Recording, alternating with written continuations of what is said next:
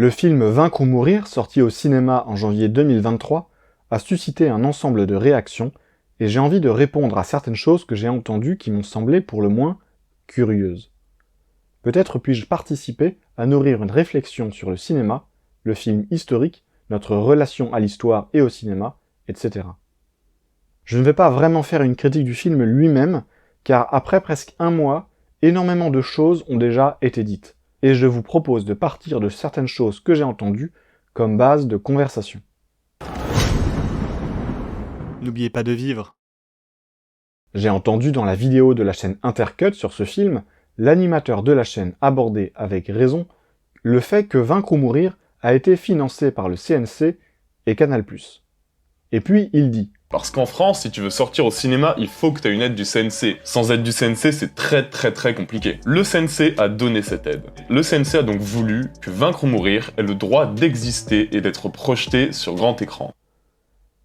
C'est intéressant parce que ça rappelle que le concept de subvention est à la fois celui de l'aide et celui du pouvoir. Cette personne rappelle aussi que Canal+ a investi près d'1 million d'euros et ajoute: serais-je en train de dire que Vaincre ou mourir est un film qui s'inscrit en fait parfaitement dans le système dénoncé par tous ceux qui en font son argument artistique principal, le fait d'être exclu du système? Bah écoutez, ouais. Mais si ce film a réussi à valider toutes les étapes de la production et de la distribution dans ce système, on ne peut pas pour autant se servir de ce film pour affirmer qu'il n'y aurait donc pas d'opposition ni de difficulté systémique. Il s'agit d'un biais de sélection qu'on appelle le biais du survivant. Je donne un exemple de ce qu'est le biais du survivant. Quand le 3 janvier 1943, un bombardier américain est abattu à 6000 mètres d'altitude, un des membres d'équipage est éjecté des restes de l'avion, mais son parachute a été détruit dans l'attaque. Il tombe de 6000 mètres sans parachute et atterrit précisément sur la verrière de toit de la gare de Saint-Nazaire qu'il brise avant de toucher le sol. Blessé, il survit. Eh bien voyez, on ne peut pas tirer de ce cas particulier une règle générale. Pourtant, les lois physiques qui lui ont permis de survivre sont exactement les mêmes qui vous tueront si vous essayez de faire de même. Sa survie est parfaitement intégrée au système. Mais si vous tentez l'exercice et que vous mourrez, votre mort sera parfaitement intégrée au système. Si ce film est un premier film, où sont les autres ?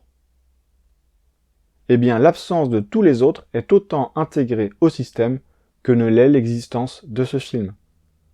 Il y a tout un ensemble de facteurs, un agencement de conditions qui se sont réunis au bon moment, au bon endroit pour que cet homme survive d'une chute de 6000 mètres et pour que ce film sorte au cinéma.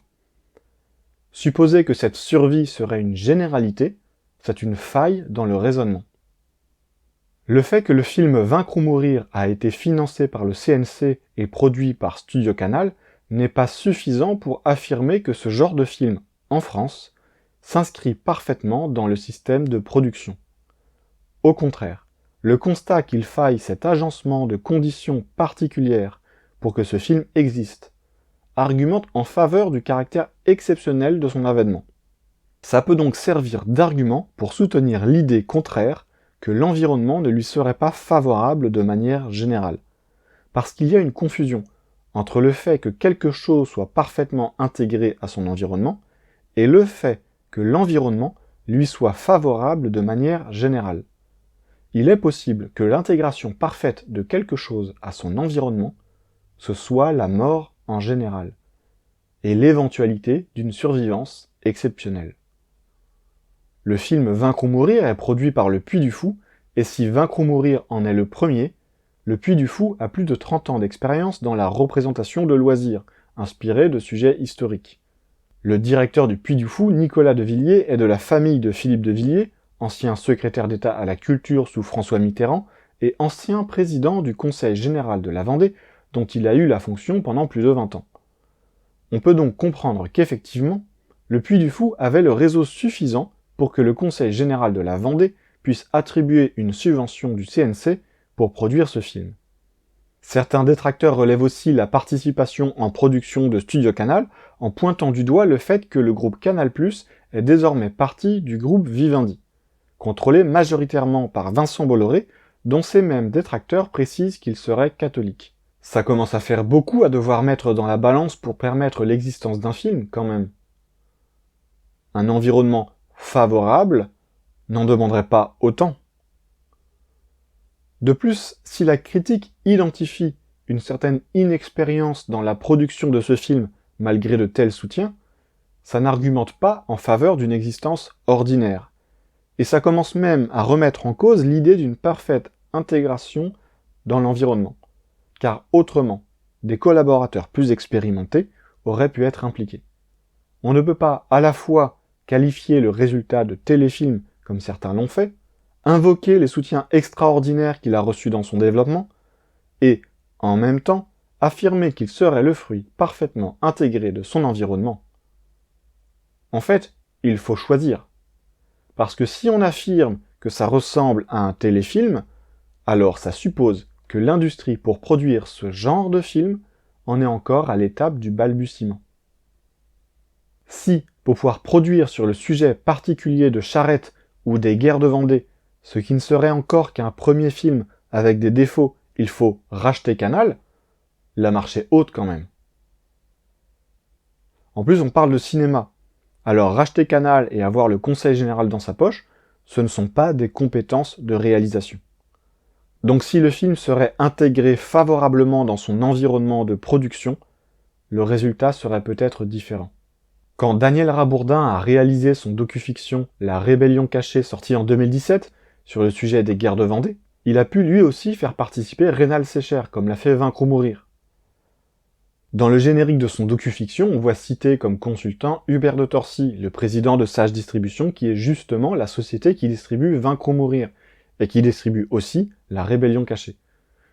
Mais avec ce réseau pour faire un film sur le même sujet, Daniel Rabourdin n'a pas réuni ces soutiens-là, ni les financements qu'a reçus Vaincre ou mourir. Ce qui s'est passé avec Vaincre ou mourir est une exception. Peut-être est-ce le signe que cela devient plus facile, mais ça, on ne le sait pas encore. Il faut transformer l'essai pour le vérifier. Aujourd'hui, c'est une exception. Le film Vaincre ou mourir est un survivant. Sera-t-il le père d'une lignée? On ne le sait pas encore.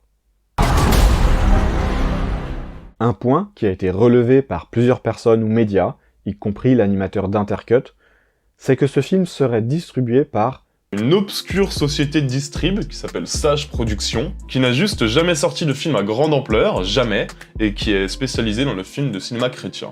Mais justement, parlons-en. Comment se fait-il que la distribution d'un tel film se fasse par une société confidentielle? Parce que si ce film était favorablement intégré au système de financement, de production et de distribution cinématographique, pourquoi ce serait Sage qui distribue le film et pas une entreprise qui aurait plus d'expérience et de galons? Ou bien, pourquoi Sage est-elle encore confidentielle? D'ailleurs, pourquoi ce n'est pas Studio Canal qui distribue Vaincre ou mourir? C'est une vraie question, j'aimerais bien savoir. Parce qu'il participe déjà au film Vaincre ou mourir, et Studio Canal est par exemple la société de distribution de Reste un peu de Gad Elmaleh, qui traite déjà d'un sujet de foi, même si ça reste une comédie. On ne peut pas à la fois vouloir expliquer que ce film serait confidentiel à cause du fait que sa société de distribution serait confidentielle, et en même temps affirmer que ce film serait parfaitement intégré au système dans lequel il est produit. Parce que dans ce cas-là, soit le Puy du Fou aurait choisi une autre société de distribution que Sage, soit Sage serait un pilier incontournable de la distribution de films en France. Et c'est Sage qui aurait distribué Reste un peu. Sage a commencé à distribuer des films en 2012, et s'est notamment fait connaître en 2014 en important le film Christéros. C'est important qu'on aborde ce sujet, parce qu'il y a une certaine similitude avec ce qui se passe avec Vaincre ou mourir. Le film Christéros est un film produit au Mexique avec un budget à faire pâlir de jalousie celui de Vaincre ou mourir. 12 millions de dollars. C'est 3 fois plus que Vaincre ou mourir. Il a été réalisé par Dean Wright, qui est connu pour son travail sur les effets spéciaux de Titanic, Le Seigneur des Anneaux ou Le Monde de Narnia. Et le film présente un casting que ne pouvait se payer Vaincre ou mourir, entre Peter O'Toole, Andy Garcia ou Eva Longoria. Cristeros est beaucoup plus intégré dans le paysage du cinéma d'outre-Atlantique que ne l'est Vaincre ou mourir dans le paysage du cinéma français. Ce qui rapproche Vaincre ou mourir et Cristeros, c'est que le sujet de Cristeros est celui de la persécution anticatholique au Mexique au début du XXe siècle. Le conflit se transforme en conflit armé, suivi d'une épuration. En 1935, 17 États du Mexique ne comptent plus un seul religieux sur leur sol. En 2014, on aurait pu se dire, franchement, pour distribuer Cristeros, faire appel à une société de distribution inconnue qui existe depuis 1 an et demi, est-ce qu'on n'a pas un réseau de distribution existant en fait? Ben il faut croire que non. En 2023, presque 10 ans après, pour distribuer Vaincre ou mourir, c'est toujours Sage qui s'y colle en fait. Heureusement qu'ils sont là. Je ne vois pas le personnage de Charette, ni le sujet des guerres de Vendée dans le catalogue de films produits et distribués par EuropaCorp. Qu'est-ce qui les empêche? La matière est là pourtant. On ne peut pas vraiment prétendre que Vaincre ou mourir serait parfaitement intégré au système, et en même temps s'étonner qu'il soit distribué par Sage. En 2004 déjà, il y a presque 20 ans, il n'a pas été facile d'importer et de distribuer en France le film La Passion du Christ de Mel Gibson. C'était le Tunisien Tarak Ben Ammar qui avait pris en charge la distribution en France. Il y a un point supplémentaire sur lequel on peut comparer Vaincre ou mourir et Cristeros. C'est le fait que dans certains endroits, des gens ont organisé les séances eux-mêmes pour qu'ils puissent voir ce film. C'est-à-dire qu'il y a des gens qui ont négocié avec un cinéma la projection du film qu'ils veulent voir, et ont fait eux-mêmes la prévente de la séance avec leur propre réseau. Ça peut être par exemple une paroisse. Ça nous dit qu'il y a un besoin de ce genre de film qui n'est pas satisfait. Il y a un besoin de production et un besoin de distribution qui ne sont pas satisfaits. Et là, ce n'est pas la faute de Sage, parce que justement, Sage permet à ces initiatives de réaliser cette distribution en étant des acteurs locaux. En fait, Sage a certainement beaucoup plus d'expérience et un meilleur réseau que Studio Canal quand il s'agit de répondre à un besoin où ce sont les initiatives locales qui font venir le film chez eux, quand c'est ton voisin qui te prévend ta place de cinéma pour un film dont il a organisé la projection dans le cinéma de ton quartier. À la fin de la projection du film Cristeros, des gens ont applaudi, et il y a eu de nombreux témoignages de personnes disant la même chose du film Vaincre ou mourir. C'est un fait qui est rapporté de lieux et de personnes différentes. Alors certainement que parmi ces personnes, il y avait des gens bienveillants, acquis à certaines causes, partisans peut-être, mais ce sont des gens dont le besoin n'est ordinairement pas satisfait. Ces films-là répondent à des besoins. Il est juste que ces besoins soient satisfaits. Il est juste que ce genre de film soit réalisé plus souvent. Si certains sont critiques à l'égard de Vaincre ou mourir parce qu'ils ne le trouvent pas assez bon, la réponse à ce constat devrait être simple. J'espère qu'il y aura mieux alors. Parce que maintenant, j'attends l'épisode d'Intercut, ces films, comme Vaincre ou mourir, en mieux. Et il y a une condition, c'est que ça doit être une production française sur une histoire française, puisque l'hypothèse de base était que ce film serait parfaitement intégré à son environnement de production. Ces films, comme Vaincre ou mourir en mieux, s'ils existent, donnez-les-moi.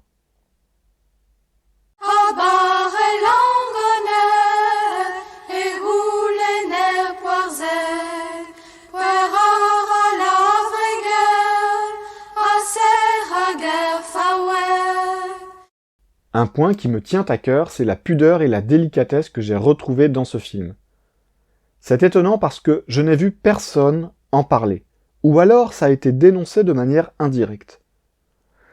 La question de la pudeur et de la délicatesse est importante parce que ce film aborde des faits qui ont été vécus par une population qui en a encore aujourd'hui la mémoire. Dans mon travail, il m'est arrivé d'apporter mon savoir-faire technique dans la captation et la diffusion d'événements traitant par exemple du devoir de mémoire au sujet de déportation nazie. La question de la mémoire est importante pour bien d'autres drames aussi, que ce soit par exemple le génocide arménien ou ce qu'a subi en France la population vendéenne, pour ne citer que. Et on sait que, selon les parties, c'est plus ou moins facile de traiter ces sujets. Quelqu'un qui serait un peu attentif à notre héritage culturel français, régional, va entendre des bribes de ces histoires. Le groupe Trian a fait redécouvrir au grand public, dans son album La Découverte ou l'Ignorance de 1976, la chanson en langue bretonne La Levée des 300 000 hommes. De très nombreuses personnes connaissent cette chanson aujourd'hui, car l'album est disque d'or. Mais plutôt que de vous avoir fait écouter la version de Trian, je vous ai fait écouter une interprétation plus confidentielle, chantée par la chorale du Guélès-Brèze.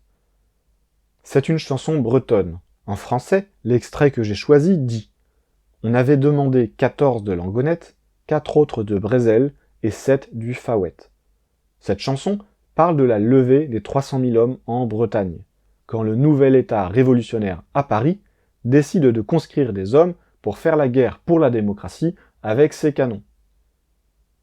Cette chanson exprime la tristesse de ces villages qui voient leurs hommes partir au combat dans une guerre qui ne les concerne pas, une guerre qui est d'ailleurs conséquence de la Révolution.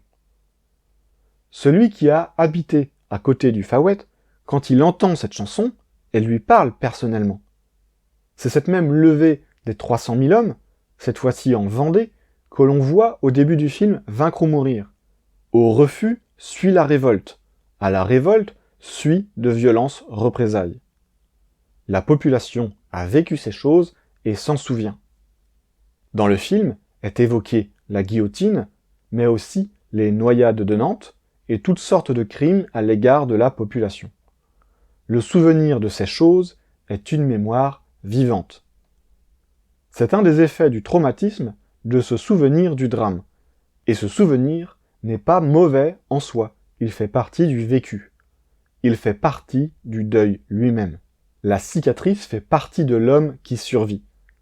Celui qui voudrait faire taire ce souvenir ajouterait du drame au drame en ajoutant du déni à l'objet du deuil. Ce silence, ce déni, serait une insulte supplémentaire. La mémoire participe à une construction civilisationnelle. Celui qui a vécu en Vendée connaît les noms des lieux qui sont évoqués dans les histoires de ces guerres de Vendée. La Vendée fait partie de la vie des hommes qui y vivent ou y ont vécu, et l'histoire de la Vendée parle à ces hommes. Il existe toutes sortes de chansons populaires autour des guerres de Vendée ou de la chouannerie. Des chants de marche à chanter sur la route, des chants de veillée à chanter au coin du feu, dans une expérience installée dans le territoire, dans la mémoire et dans un peuple. Dans la chanson « Les bleus sont là », on chante « Les bleus sont là, le canon gronde, dites les gars, avez-vous peur, vos corps seront jetés à l'onde, vos noms voués au déshonneur. » Quand Écran large affiche « Vaincre ou vomir », les gens qui ont écrit cela actualisent 230 ans après cette volonté de vouer au déshonneur les noms de ces gens. La chanson continue. Les bleus chez vous dansant la ronde boiront le sang de votre cœur. Il y a quelque chose de violent dans cette expression du souvenir. Mais ce serait ajouter de la violence à la violence que de lui préférer le déni.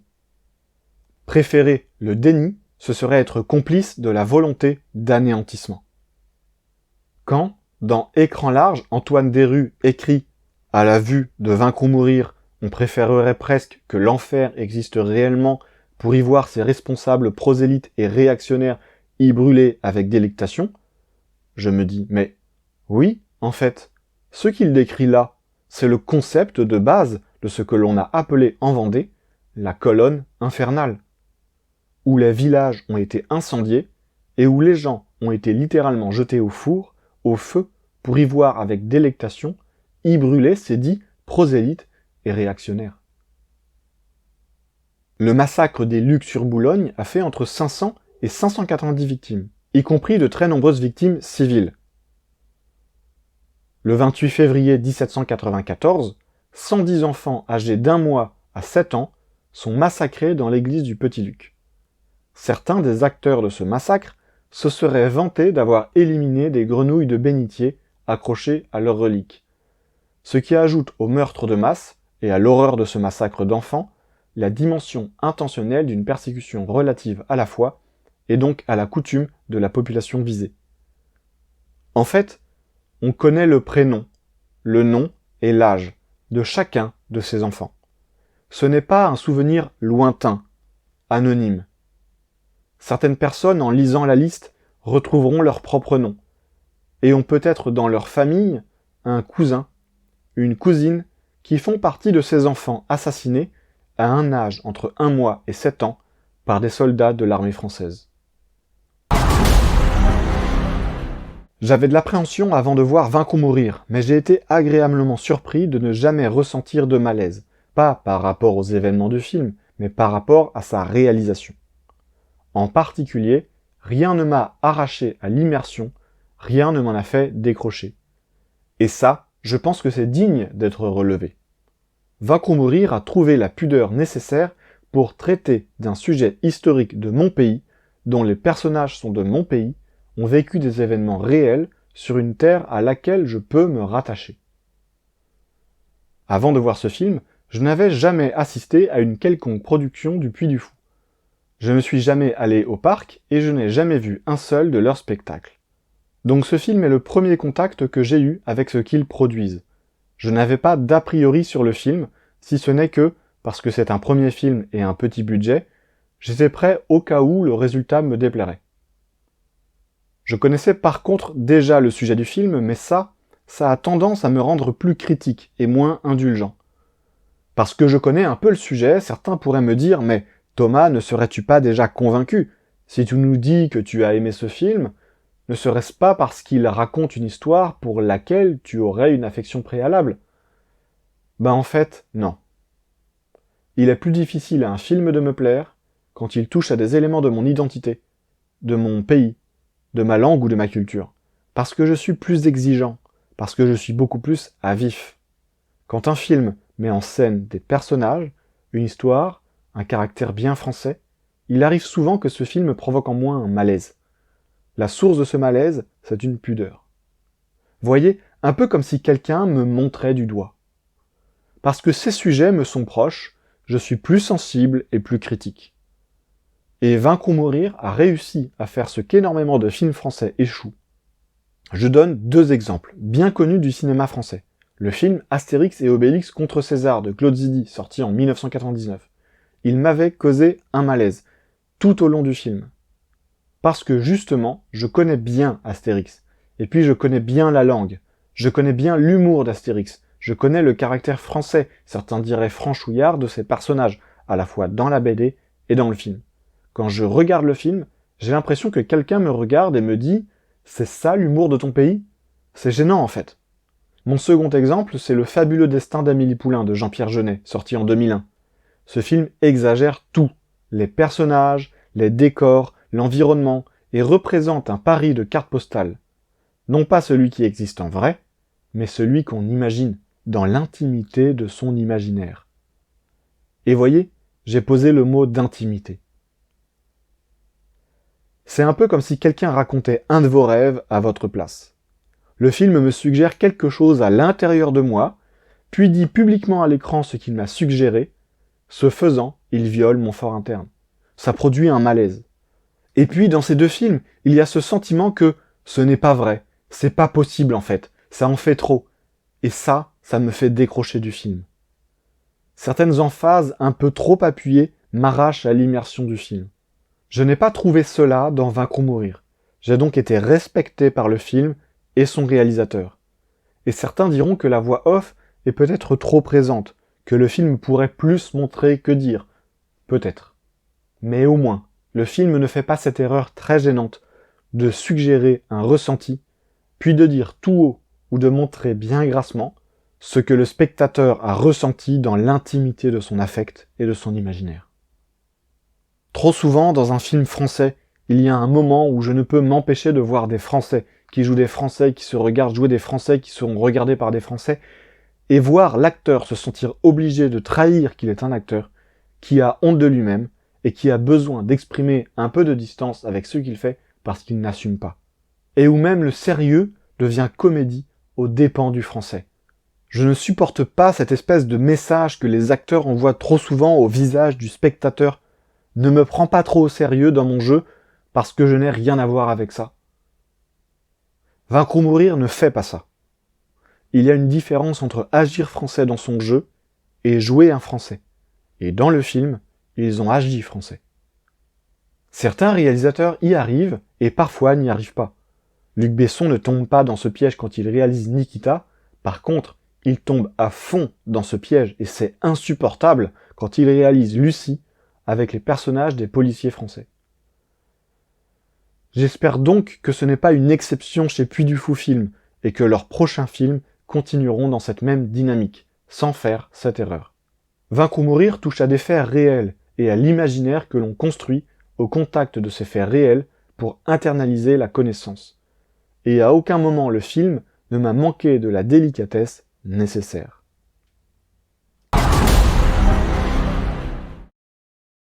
En parlant de pudeur, le film Vaincre ou mourir est économe dans la violence graphique qu'il présente à l'écran.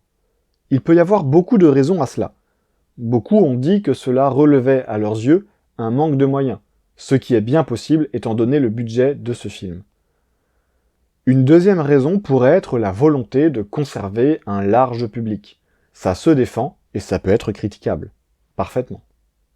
Par exemple, dans un tout autre genre, certains considèrent que le fait de se limiter dans la violence pour ne pas restreindre l'audience est une des raisons qui conduisent les derniers films de la franchise Terminator à ne pas se permettre d'être un film Terminator, et donc de ne pouvoir satisfaire son cœur de cible.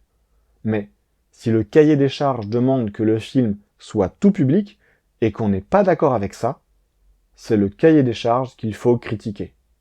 Il y a une troisième raison qui peut motiver à limiter la représentation de la violence, de recourir plus à la suggestion et à user d'ellipses, c'est que le film relate une histoire vraie, avec des spectateurs qui peuvent s'identifier aux personnages par des attachements familiaux ou territoriaux réels, et avec, c'est très important, la particularité que ce film raconte l'histoire du vaincu.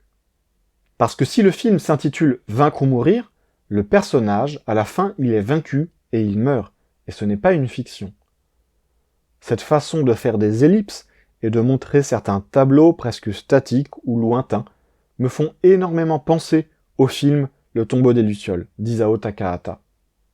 Le tombeau des Lucioles est un film japonais racontant comment deux enfants japonais vivent les bombardements américains et l'impact que ça a sur leur vie.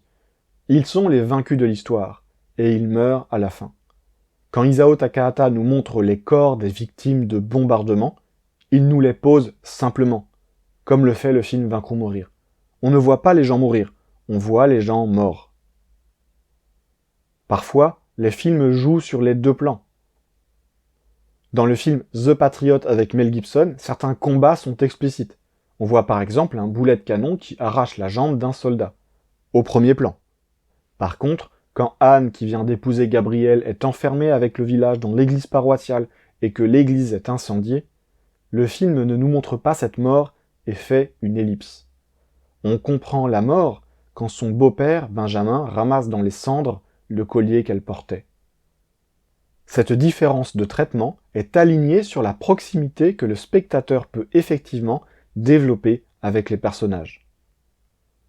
Dans le film « Elle s'appelait Sarah », sorti en 2010, sur le sujet de la rafle du Veldiv, quand Sarah réouvre le placard, on ne nous montre pas le contenu du placard.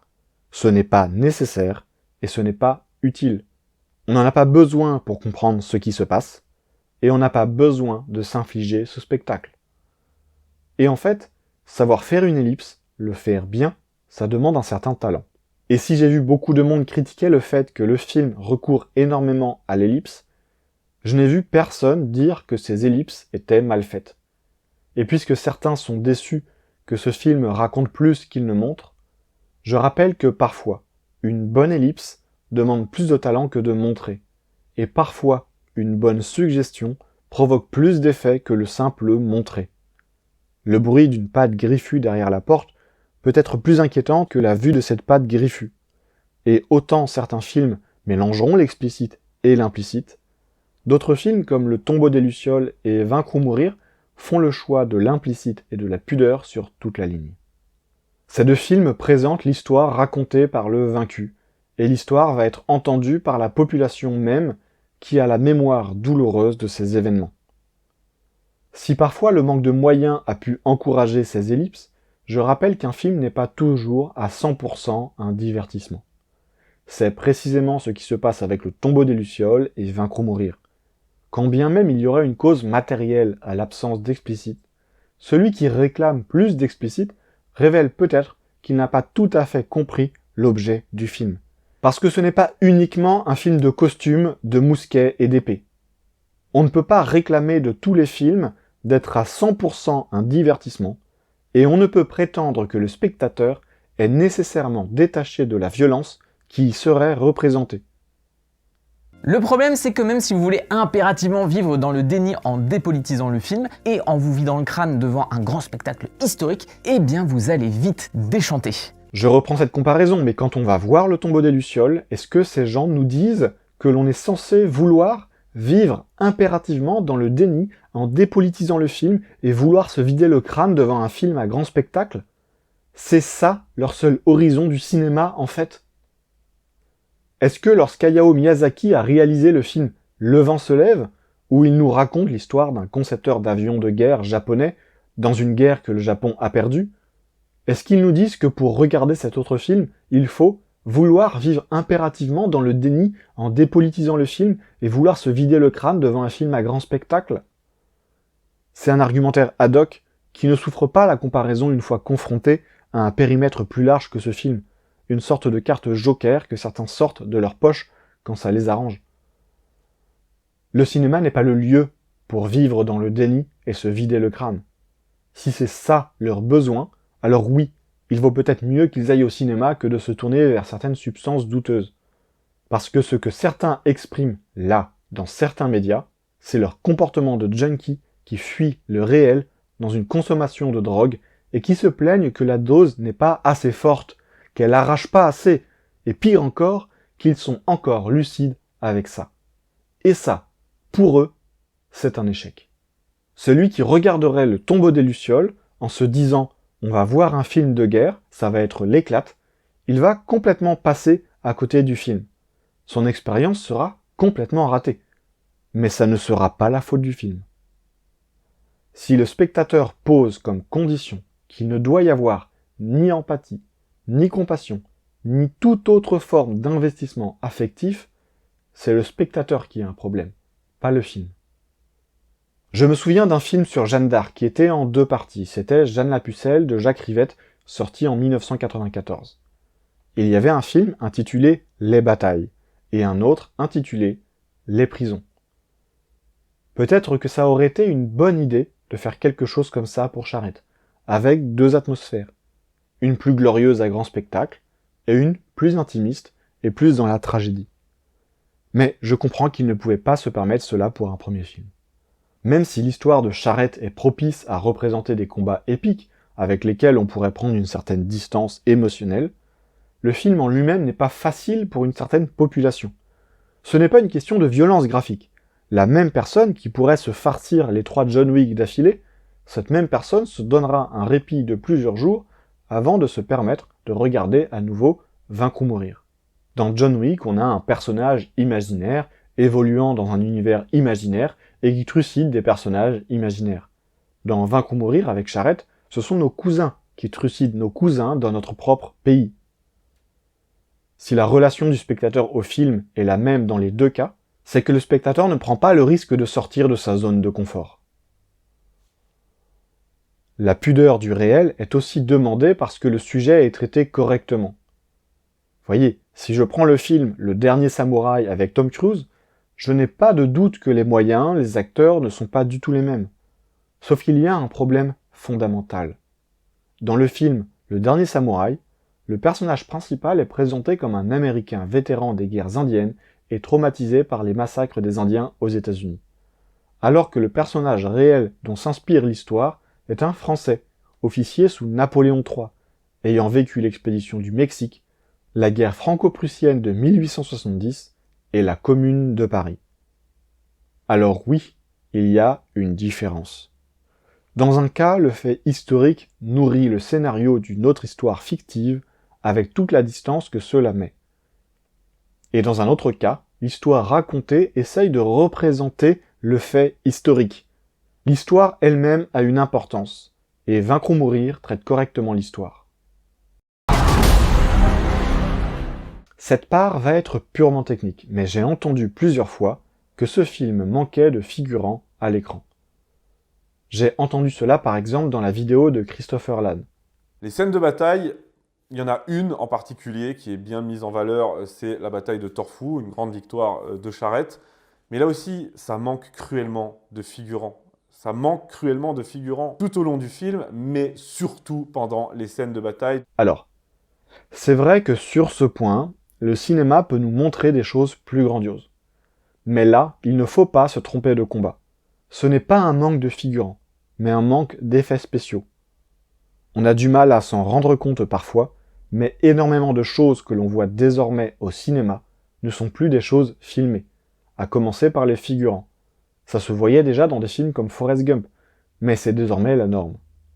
Certains films, parfois à très gros budget, ne se posent même plus la question de la crédibilité des figurants. Black Adam, sorti en 2022 avec 185 millions de dollars de budget, nous met une poignée de personnes pour représenter la population d'une ville. Vaincre ou mourir fait mieux que ça en fait. Et en parlant de cohérence, même le traitement des décors est correct. Si je compare avec John Wick 3 Parabellum, il y a énormément de décors dans cet autre film qui n'ont aucun sens, qui ne peuvent pas être justifiés, physiquement. Ne serait-ce qu'en se posant la question, qui, dans l'univers, paye pour ça et pourquoi ? Ce film a eu 75 millions de dollars de budget et présente des décors qui ne sont justifiés que par un scénario de jeu vidéo. Ils font des décors qui flattent les yeux, mais qui n'ont aucun sens. Il est même parfois évident que l'intérieur du bâtiment ne tient pas dans les dimensions extérieures de ce même bâtiment. 75 millions de dollars de budget, mais l'intérieur est plus large que l'extérieur. Et ça ne les dérange pas. Vaincre ou mourir a des décors plus cohérents que ça, en fait. Parce qu'ils sont réels, tout simplement. Alors, donc, au sujet des figurants, oui, comparé à certaines productions à gros moyens, on voit moins de gens à l'écran. Mais ce sont des vraies personnes que l'on voit. Et ça fait du bien de voir ça. En fait, Vaincre ou mourir est un film avec beaucoup de figurants. Alors c'est peut-être pas assez pour rivaliser avec certaines images complètement modélisées, mais en fait, ça fait du bien de voir des figurants. Et j'ai envie de dire, tant pis si parce que les figurants sont réels, le film est contraint à un certain plan. D'ailleurs, est-ce que cette impression de téléfilm que certaines personnes ont ressentie ne viendrait pas en partie du fait que ce sont des vrais gens qui ont joué, et que donc la caméra a dû être placée comme on place une caméra quand on tourne avec de vrais gens, d'une part, et d'autre part qu'on ne multiplie pas ces gens avec de la modélisation à haut débit. Ça n'aura pas échappé à grand monde, mais vous avez vu cette espèce de dénonciation du film. En soi, la critique d'un film est une opinion. L'opinion sur sa réalisation, sur son jeu d'acteur, sur la façon dont le film traite du sujet, etc. Mais si l'opinion porte sur le sujet du film, ce n'est plus une critique du film, c'est une critique du sujet. Il y a des gens qui nous expliquent qu'il ne faudrait pas voir le film Vaincre ou mourir. Télérama a titré « Vaincre ou mourir, un film du Puy du Fou si mauvais que même les royalistes détesteront ». Et en sous-titre, « Si les guerres de Vendée m'étaient comptées avec des lunettes de chouan et des gros sabots à fuir au galop ». Alors, gros sabots, c'est une expression, mais lunettes de chouan, c'est quoi le prochain argument ? Que c'est un film de bonnet rouge ou de gilet jaune ? C'est ça le niveau argumentatif de Télérama ? Là, on n'est plus dans la critique de film. La personne qui a écrit cela exprime sa conviction que les films de ce genre ne doivent pas être visionnés, et que ces sujets ne doivent pas être traités. Et puis il y a cette espèce de condescendance paternaliste. Pardonnez-moi d'employer ce mot-là, mais on dirait que ce genre de personnes aurait peur que ce film corrompe la jeunesse. En fait, ils en parlent comme s'ils défendaient à un enfant d'aller voir un film porno. Et les gosses de France et de Navarre sont peut-être pas les plus aptes à prendre de la distance avec ce qu'on leur présente d'emblée comme historiquement fiable. Ensuite, ce serait-on dit, on peut trouver l'idée exprimée par le film dégueulasse, voire même franchement dangereuse. Et les enfants, ça les préoccupe.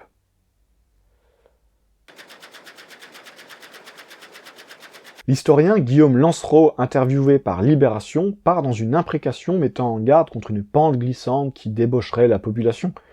Il n'hésite pas à qualifier d'esprit naïf ce qui ne saurait discerner dans ce film ce qu'il considère un mal corrupteur. Il décrit ce film comme nourrissant un vice et exprime sa crainte que le public goûte à ce fruit défendu et développe un habitus dans le mal.